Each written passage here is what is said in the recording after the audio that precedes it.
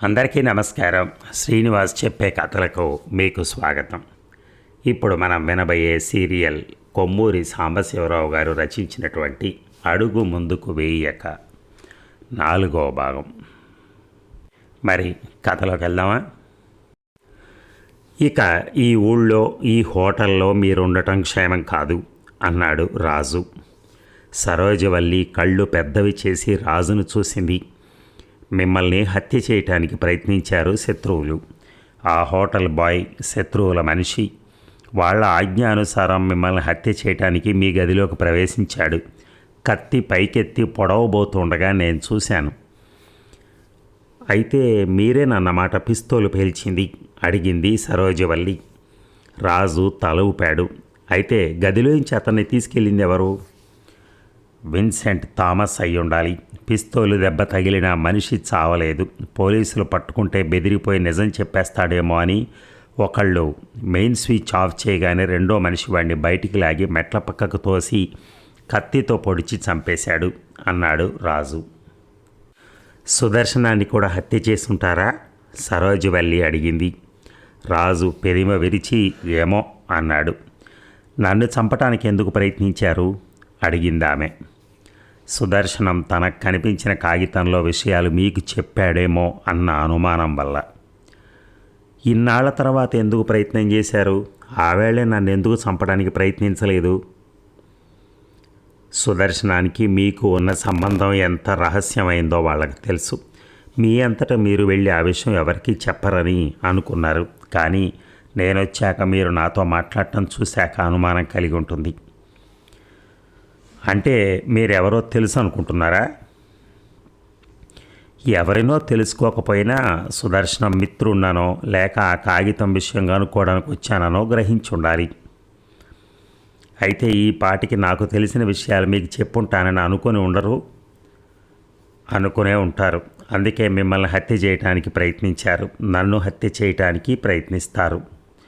సరోజవల్లి కాసేపు మౌనంగా ఉండిపోయి ఇదంతా ఏదో డిటెక్టివ్ కథలా ఉంది, పీడకలలా ఉంది, ఏం చేయమంటారు అడిగింది దీనంగా. తక్షణం మీరు ఈ ఊరి నుంచి బయలుదేరాలి. మద్రాసుకి రండి. అక్కడ మీకు ఏ హాని జరగకుండా పోలీస్ కాపలా ఉంచుతాం. మరి మా వారు? ఆయన్ని ఎలాగో ఒప్పించి మద్రాసుకు బయలుదేరండి. తోవలో నేను కూడా వస్తాను. సరోజవల్లి తల ఊపి ప్రయత్నిస్తానని వెళ్ళిపోయి అరగంట తర్వాత బాల్కనీలోకి వచ్చింది. రాజు బాల్కనీలో కాచుకున్నాడు. పోలీసులు వెళ్ళనిస్తారా? రాజును అడిగింది సరోజవల్లి. తెలిస్తే వెళ్ళనివ్వరు. సామానులు వదిలిపెట్టి బయలుదేరాలి అన్నాడు రాజు. ఖరీదైన చీరలు ఏవి తీసుకురాలేదు అని నవ్వి సరోజవల్లి గదిలోకి వెళ్ళిపోయింది. 10 నిమిషాల తర్వాత వసారాలో సరోజవల్లి గొంతు వినిపించి రాజు తలుపు దగ్గరికి వెళ్ళాడు. సరోజవల్లి భర్త మెట్లు దిగుతున్నారు. తూలి పడిపోకుండా సరోజవల్లి భర్త చేయి పట్టుకుంది. రాజు పిస్తోలు తీసి జేబులో వేసుకున్నాడు. తను తెచ్చిన తోలు పెట్టెలో అవసరమైన వస్తువులు ఏవీ లేవని నిశ్చయించుకుని దాన్ని వదిలేసి మెట్లు దిగాడు. తళతళ మెరుస్తున్న ప్లిమత్ కారులో డ్రైవింగ్ సీట్లో కూర్చుంది సరోజవల్లి. పక్కన కూర్చున్నాడు ఆమె భర్త. సరోజవల్లి కారు బయలుదేరిన 1 నిమిషానికి తన కారు స్టార్ట్ చేసి ఆ కారు వెనకే వెళ్ళాడు రాజు. రద్దీగా ఉన్న బజారు వీధులు దాటారు. మద్రాసు వెళ్లే రోడ్డు మీదకి సరోజవల్లి కారు తిప్పింది. అంతవరకు ఎవరూ ఆ కారుని ఆపలేదు. ఆ రోడ్డు మీద 1/2 మైలు దూరం వెళ్ళాక టోల్గేటు దూరంలో కనిపించింది. రోడ్డుకి అడ్డంగా ఎత్తుగా 2 కర్రలు పెట్టున్నాయి. 2 కానిస్టేబుల్స్ చెరో పక్క నిల్చున్నారు. సరోజవల్లి స్పీడ్ తగ్గించింది. రాజు బొయ్యిమని హారను పొగించి ఆమె పక్కగా వెళ్ళాడు. ఆమె కారుకు పక్కగా తన కారు నెమ్మదిగా పోనిస్తూ స్పీడ్గా నా కారు వెనకే రండి, సందేహించకండి అన్నాడు. రాజు యాక్సిలేటర్ నొక్కాడు. క్రిజ్లర్ కారు ముందు కురికింది. ఆ 2 పోలీస్ కానిస్టేబుళ్ళు చేతులు పైకెత్తి ఆగమని సంజ్ఞ చేస్తూ రోడ్డుకు అడ్డంగా నిల్చున్నారు. రాజు స్పీడు తగ్గించలేదు. హారన్ కూడా మోగించలేదు. వాళ్ళు అక్కడ నిలబడి ఉండటం తను చూడనట్టుగా స్పీడు మరింత హెచ్చించాడు. క్రిజ్లర్ కారు దగ్గరకు వచ్చేంతవరకు ఆ పోలీసులు అక్కడే నిలబడ్డారు. కానీ తీరా ఆ కారు మరీ దగ్గరకు వచ్చేసరికి పక్కకు పరిగెత్తారు. రాజు స్పీడు తగ్గించలేదు. 20-60 మైళ్ళ స్పీడున కారు తోలాడు. క్రిజ్లర్ కారుకి స్పెషల్ క్రాష్ గార్డ్స్ ఉన్నాయి. రోడ్డుకి అడ్డంగా ఉన్న కర్రలను ఎగరగొట్టాయి. క్రిజ్లర్ కారు ముందుకు వెళ్ళిపోయింది. ఆ కారు వెనకే సరోజివల్లి ప్లిమత్ కారు నడుపుతోంది. ఆ రెండు కార్ల ఇంజిన్ల హోరులోంచి పోలీసుల ఈలలు చెవులు చిల్లులు పడేటట్టుగా వినిపించాయి. రాజు స్పీడ్ ఇంకొంచెం పెంచాడు. పాండిచ్చేరి దాటి ఫ్రెంచి సరిహద్దు దాటి మద్రాసు రాష్ట్రం సరిహద్దులో ప్రవేశించాయి రెండు కార్లు. రాజు కారు ఆపి వెనక ఆగిన ప్లిమత్ కారు దగ్గరికి పరిగెట్టాడు. ముందు సీట్లో వెనక్కి ఆనుకుని నిద్రపోతున్నాడు సరోజివల్లి భర్త. వెరీ గుడ్, ఫ్రెంచ్ పోలీసులు మనల్ని తరుముతూ వస్తారు. అంతేకాదు, తిండివనం పోలీసులకి, విల్లీపురం పోలీసులకి, చెంగల్పట్టు పోలీసులకి హెచ్చరిక పంపుతారు. కనుక ఎవరు అడ్డం వచ్చినా కారు ఆపకూడదు. నేను ఆగినప్పుడే ఆగండి అన్నాడు రాజు సరోజివల్లితో. 40 నిమిషాల్లో తిండివనం చేరుకున్నారు. అంతవరకు ఎవరూ వాళ్ళని ఆపలేదు. కారు ఏదీ వెంబడించలేదు. ట్రంక్ రోడ్డు మీదకి రాగానే ఓ పోలీస్ కానిస్టేబుల్ చెయ్యెత్తి ఆపమని సంజ్ఞ చేశాడు. రాజు ఆ హెచ్చరికను లక్ష్య పెట్టలేదు. తిన్నగా కారు ఊళ్ళోకి నడిపాడు. పోలీస్ స్టేషన్ కనిపించింది. రాజు ఇక సందేహించలేదు. క్రిజ్లర్ కారుని తిన్నగా పోలీస్ స్టేషన్కి తీసుకెళ్లాడు. వెనక వచ్చి ఆగింది Plymouth car. Police station gate వద్ద ఉన్న సెంట్రీ తెల్లబోయి చూశాడు. రాజు కారు దిగి స్టేషన్లోకి వెళ్ళి, ఇన్స్పెక్టర్ ఉన్నారా అడిగారు హెడ్ కానిస్టేబుల్ని. ఉన్నారు, తమరెవరు?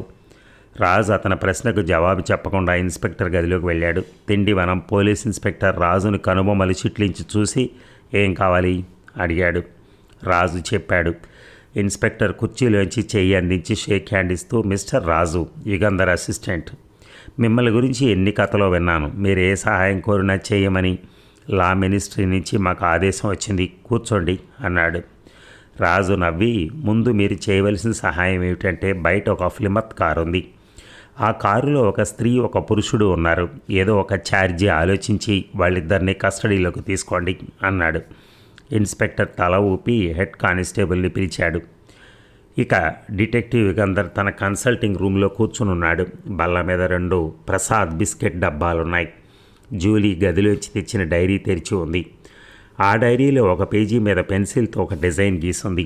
ఆ డిజైన్ని దీర్ఘంగా చూస్తున్నాడు యుగంధర్. హలో యుగంధర్, బిస్కెట్ డబ్బాలు పరీక్షిస్తున్నారేమిటి అడిగాడు స్వరాజ్యరావు లోపలికి వస్తూ. యుగంధర్ నవ్వి స్వరాజ్యరావుని తన పక్కకు రమ్మని సంజ్ఞ చేశాడు. ఈ డిజైన్ చూసారా? 6 అంగుళాల పొడుగు, 4 అంగుళాల వెడల్పు, 4 అంగుళాల ఎత్తు ఉంది. ఈ అరపౌను బిస్కెట్ డబ్బా కూడా 6 అంగుళాల పొడుగు, 4 అంగుళాల వెడల్పు, 4 అంగుళాల ఎత్తు ఉంది. ఈ డిజైన్ ఏమిటో గ్రహించగలరా అడిగాడు Yugandhar.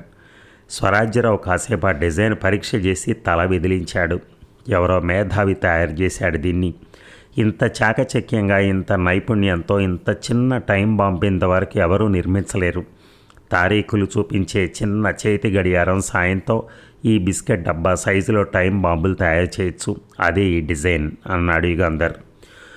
Good god, Prasad biscuit డబ్బాల్లో టైం బాంబులు పెట్టి అమ్ముతున్నారా అడిగాడు స్వరాజ్యరావు. అంత తెలివి తక్కువగా చేయటం లేదు. బజారులో అమ్మే ప్రసాద్ బిస్కెట్లు డబ్బాల్లో బిస్కెట్లే ఉంటాయి. అవిగో ఆ మూల ఉన్న డబ్బాలు చూడండి, దాదాపు 50 బిస్కెట్ డబ్బాలు ఉన్నాయి. బజార్లో ఒక కొట్లో ఒక డబ్బా వంతును కొన్నాను. అన్నిట్లో బిస్కెట్లే ఉన్నాయి. అయితే ప్రసాద్ బిస్కెట్ డబ్బాలలో పెట్టి ఎక్కడికో టైం బాంబులు పంపుతున్నారని నా అనుమానం. సుదర్శనం ఈ విషయం తెలుసుకొని ఉండాలి. ఈ టైం బాంబులు ఎందుకు పంపుతున్నది కూడా తెలుసుకుంటాడు. అతని దగ్గరికి ఎగిరొచ్చిన కాగితంలో ఆ రహస్యం ఉండి ఉండాలి అన్నాడు యుగంధర్. ఎవరో టైం బాంబులు తయారు చేసి ఎవరికో అందజేస్తున్నారని అనుకున్నా ప్రసాద్ బిస్కెట్ డబ్బాల విషయం అర్థం కావట్లేదు. ప్రస్తుతం నాకు అర్థం కావట్లేదు. ఒక విషయం మాత్రం తెలుస్తోంది. ఆ టైం బాంబు ప్రసాద్ బిస్కెట్ అరపౌను సైజు డబ్బాలో సరిగ్గా సరిపోతుంది. అరపౌను బిస్కెట్ డబ్బాలలోంచి బిస్కెట్లు తీసేసి వాటిలో టైం బాంబులు పెడుతున్నారు. ఈ మార్పు ఎక్కడ జరుగుతుందో తెలుసుకోవాలి. టైం బాంబులు పెట్టిన డబ్బాలు ఎక్కడికి పంపిస్తున్నారో తెలుసుకోవాలి అన్నాడు యుగంధర్. అదేమీ అంత కష్టం కాదనుకుంటాను. ఫ్యాక్టరీ తనిఖీ చేయమని హైదరాబాద్ పోలీసులు కోరితే సరి, ఆ ఏర్పాటు చేయండి. నా అనుమానం ఏమిటంటే ఆ మార్పు ఫ్యాక్టరీలో జరగటం లేదు. ప్రసాద్ బిస్కెట్స్ సోల్ డిస్ట్రిబ్యూటర్ అయిన కాసిం బక్కర్కి ఈ కేసుతో సంబంధం ఉంది. ఈ మార్పు ఇక్కడే జరుగుతుందన్న అనుమానం. కాసిం బక్కర్ అండ్ సన్స్ వారి షాప్కి పంపి బిస్కెట్ డబ్బాలు తనిఖీ చేస్తే సరి. ఆ ఏర్పాటు కూడా మీరే చేయించండి. అయితే వాళ్ళ బిస్కెట్ డబ్బాలను అనుమానిస్తున్నట్టు వాళ్ళకి తెలియకూడదు. ఏదో మిషన్ మీద తనిఖీ చేయాలంతే. ఇన్స్పెక్టర్ స్వరాజ్యరావు తల ఊపి మీ కార్యక్రమం ఏమిటి అడిగాడు. ఆ కూటంలో ప్రవేశించడానికి నేను చేసిన ప్రయత్నం విఫలమైంది. ఇంకో పథకం ఆలోచించాలి. యుగంధర్ జాగ్రత్త, టైం బాంబులు తయారు చేసే మనుషులు మంచివాళ్ళు కారు. అవును, అందుకే వాళ్ళ ప్లాన్ సఫలం కాకముందే వాళ్ళని పట్టుకోవాలి అని యుగంధర్ నవ్వాడు. ఇక వాట్ ఈజ్ దిస్, మమ్మల్ని ఎందుకు తీసుకొచ్చారు? నేనెవరనుకున్నారు? నా పేరు షణ్ముగ మొదలయ్యార్. సరోజవల్లి భర్త అరిచాడు కోపంతో. తిండివనం పోలీస్ ఇన్స్పెక్టర్ తల ఊపి కూర్చోండి, ఆవేశపడకండి అన్నాడు. ఆవేశపడకపోవటం ఏమిటి? తోవలో మీ కారు ఏదో బండికి కొట్టుకుందని చెప్పాడు మా కానిస్టేబుల్. అయి ఉండొచ్చు, నా భార్య తోలింది. కారు నెంబరు నా అడ్రస్సు రాసుకోండి. అంత సింపుల్ కాదు, బండి తోలే మనిషి చనిపోయాడు. మొదలయ్యారు 2 నిమిషాలు మౌనంగా ఉండి, అలాగా, అయితే మెజిస్ట్రేట్ దగ్గరికి తీసుకెళ్ళండి, బెయిల్ తీసుకుని వెళ్తాం. నా లాయర్కి టెలిఫోన్ చేయాలి అన్నాడు. మొదలయ్యారికి ఇన్స్పెక్టర్కి సంభాషణ జరుగుతూ ఉండగా రాజు ప్లిమత్ కారు దగ్గరికి వెళ్ళి, సరోజవల్లి గారు, పోలీసులు మీ మీద ఉత్తిగా ఒక కేసు బనాయిస్తారు. మిమ్మల్ని ఒక హోటల్లో అట్టే పెట్టి 2 కానిస్టేబుల్స్ని కాపలా ఉంచుతారు. అసలు విషయం మీ భర్తకు తెలియకుండా ఉండేందుకు ఏర్పాటు చేశాను. కంగారు పడకండి, మీకు ఇక ఏ ఆపద ఉండదు అని తెలియగానే మీరు వెళ్ళిపోవచ్చు అని చెప్పాడు. సరోజవల్లి చిన్నగా నవ్వింది. చాలా థ్యాంక్స్. మా ఆయన చాలా గొడవ చేస్తారు, తప్పదు. సుదర్శనం గురించి ఏమైనా తెలిస్తే కబురు చేస్తాను అని రాజు క్రిజ్లర్ కారెక్కాడు. మొదలయ్యారు గారు, మెజిస్ట్రేట్ని రేపు కానీ చూడటానికి వీల్లేదు. గుడ్ గాడ్, అంతవరకు మేము లాకప్లో ఉండాల్సిన అవసరం లేదు. నిజానికి పోలీస్ కస్టడీలో ఉంచాలని నియమం ఉన్నా ఆ నియమం పాటించదలుచుకోలేదు. పోలీస్ క్వార్టర్స్లో మా సార్జెంట్ ఇల్లు ఖాళీగా ఉంది. రేపటి వరకు అక్కడే ఉంటే. మొదలయ్యారు ఆలోచించాడు. పోలీసులతో తగాదా పట్టడం అవివేకం అని నిశ్చయించుకొని థ్యాంక్స్ అన్నాడు. 2 కానిస్టేబుల్స్ ప్లిమత్ కార్ ఎక్కారు. మొదలయ్యారు డ్రైవ్ చేశాడు. పోలీస్ క్వార్టర్స్కి వెళ్ళారు. చిన్న బంగళా అది. 2 గదులు, ఒక హాలు ఉన్నాయి. మీకేమైనా కావాలిస్తే పిలవండి, బయట ఉంటాం అన్నాడు కానిస్టేబుల్. ఆ భార్యాభర్తలు లోపలికి వెళ్ళిన తర్వాత బయట తాళం వేశాడు. ఇంటి వెనక్కి వెళ్ళి వెనక తలుపుకు కూడా తాళం వేశాడు. ఒక కానిస్టేబుల్ ఇంటి వెనక వైపు, 2వ కానిస్టేబుల్ ముందు వైపు కాపలా ఉన్నారు. పోలీస్ లాకప్లో ఉండటం కన్నా ఇది చాలా నయం. నా పేరు చెప్పగానే ఇన్స్పెక్టర్ బెదిరిపోయాడు అన్నాడు మొదలయ్యారు నవ్వుతూ. ఇక రాజు క్రిజ్లర్ కారు 60 మైళ్ళ స్పీడున ట్రంక్ రోడ్డు మీద నడుపుతున్నాడు. తను ఇక పాండిచ్చేరి వెళ్ళి విన్సెంట్ థామస్ విషయం ఆరా తీయటానికి అవకాశం లేదు. పాండిచ్చేరి పోలీసులు తను పట్టుకుంటారు. విన్సెంట్ థామస్ విషయం ఆరా తీయటం యుగంధర్ గారికే వదిలేయాలి అనుకున్నాడు. మధురాంతకం ఊరు, కొండ మీద దేవాలయం క్షణంలో దాటేశాడు. కనుచూపు మేర వరకు రోడ్డు తిన్నగా కనిపిస్తోంది. రాజు స్పీడు పెంచాడు. సిటీ సీట్లో వెనక్కి జారగిలబడి ఒక చెయ్యి మాత్రం స్టీరింగ్ వీల్ మీద పెట్టి గ్లవ్ బాక్స్లోంచి సిగరెట్ తీసుకుని నోట్లో పెట్టుకుని ఖాళీగా ఉన్న ఒక చేత్తో అగ్గిపుల్ల గీయటానికి ప్రయత్నిస్తున్నాడు. సిగరెట్ పెదిమల మధ్య నుంచి కింద పడిపోయింది. కాలు యాక్సిలేటర్ మీద నుంచి జరగటం వల్ల స్పీడు తగ్గింది. అరపర్లాంగు దూరంలో రోడ్డుకు అడ్డంగా ఒక పెద్ద లారీ ఆగుంది. ఆ లారీ ఎక్కడి నుంచి వచ్చింది? నిమిషం కింద రోడ్డు మీద లేదది. అంటే రోడ్డు పక్కన వచ్చి ఉండాలి. రోడ్డుకి అడ్డంగా ఎందుకు ఆపాడు? లారీలోంచి దిగి 2 పక్కల నుంచున్న 4 మనుషులు చూడగానే ఆ సందేహం తీరింది రాజుకి. వెనక్కి తిరిగితే అద్దంలో చూశాడు. తన వెనక వేగంగా వస్తున్న కారు ఒకటి దూరంగా కనపడ్డది. బహుశా ఆ కారు కూడా శత్రువులదే అయి ఉంటుంది. వెనక నుంచి ముందు నుంచి కూడా వస్తున్నారు. తనకి తప్పించుకుపోయే అవకాశం ఉండదు. ఏం చేయాలి? రాజు తీక్షణంగా ఆలోచించాడు. ఆ లారీ దగ్గర అవుతోంది. నెమ్మదిగా స్పీడ్ తగ్గిస్తున్నాడు. తనకు అనుమానం కలగనట్టుగా నటించాలి. లారీ 20 గజాల దూరం ఉండగా కారు ఆపి మొదటి గేర్లో వేశాడు. ఇంజిన్ ఆపేయలేదు. లారీ పక్క నిల్చున్న 4 ముందుకొస్తున్నారు. ఏమైంది, పంచరా అడిగాడు రాజు బిగ్గరగా. అన్నారు వాళ్ళు. వాళ్ళకి దగ్గరగా వెళ్ళాక రాజు క్లచ్ మేంచి కాలు తీసేసి యాక్సిలేటర్ పూర్తిగా నొక్కాడు. కారు ముందుకొక్క ఉరుకు ఉరికింది. ఎదురుగా ఉన్న 4 భయపడిపోయి పక్కల గెంతేశారు. లారీ రోడ్డుకు అడ్డంగా ఉంది. స్పీడ్ హెచ్చించి రోడ్డు మీద నుంచి పక్కనున్న పల్లంలోకి కారు పోనిచ్చాడు. వెనక నుంచి పిస్తోళ్ల గొళ్ళ వర్షం కురుస్తోంది. కారు టాప్కు ఒక గుండు తగిలింది. గుళ్ళు టైర్లకు తగలకుండా ఉంటే చాలనుకుని రాజు స్పీడు మరింత పెంచాడు. ఎత్తుపల్లాల్లో కారు ఎగిరి ఎగిరి పడుతూ ఉంది. లారీ దాటి కారు రోడ్డు మీదకి తీసుకెళ్లేందుకు అష్టకష్టాలు పడుతూ వెనక్కి చూశాడు రాజు. లారీ అక్కడే ఉంది, కానీ వెనక వస్తున్న కారు రోడ్డు మీద కాక పల్లపు నేల మీద నుంచి తనను వెంటాడి వస్తోంది. క్రిజ్లర్ కారు ఎంత స్పీడ్ పోగలదో అంత వేగంగా నడుపుతున్నాడు రాజు. కానీ వెనక వస్తున్న కారు నెమ్మదిగా తనను సమీపిస్తోంది. అది క్రిజ్లర్ కారు కన్నా ఎక్కువగా వేగంగా పోగల కారు. కాసేపట్లో తన కలుసుకుంటారు వాళ్ళు. ఆ కారులో ఎంతమంది ఉన్నారో తన దరిదాపులకు రాగానే పిస్తోళ్లు పేలుస్తారు. చెంగల్పట్టు ఇంకా ఎంత దూరం ఉందో అని రాజు మైలురాయి చూశాడు. ఇంకా 14 మైళ్ళుంది. చెంగల్పట్టు చేరుకునే లోపున వాళ్ళు తనను చేరుకుంటారు. యుక్తితో వాళ్ళ నుంచి తప్పించుకోవాలి. కుడివైపున ఎడ్డబళ్ళు వెళ్లే తోవ కనిపించింది. 50 గజాల దూరాన ఆ తోవ మలుపు తిరుగుతోంది. చెట్లు గుబురుగా ఉండటం వల్ల తర్వాత ఏం కనిపించడం లేదు. రాజు వెనక్కి తిరిగి చూశాడు. వెనకొస్తున్న కారుకి తను కనిపించడు. చటక్కున కుడివైపుకి తిప్పాడు కారు. మలుపు తిరగగానే ఇంజిన్ ఆపేశాడు. చేతిలో పిస్తోలు తయారుగా పట్టుకుని కారు దిగి కొంచెం దూరంలో ఉన్న చెట్టు వెనక్కి వెళ్ళి దాక్కున్నాడు. హోరుమని చప్పుడు చేస్తూ వెనక వస్తున్న కారు ముందుకు వెళ్ళిపోవటం చూశాడు రాజు. ఒక్కసారిగా గట్టిగా ఊపిరి పీల్చి అమ్మయ్య అనుకున్నాడు.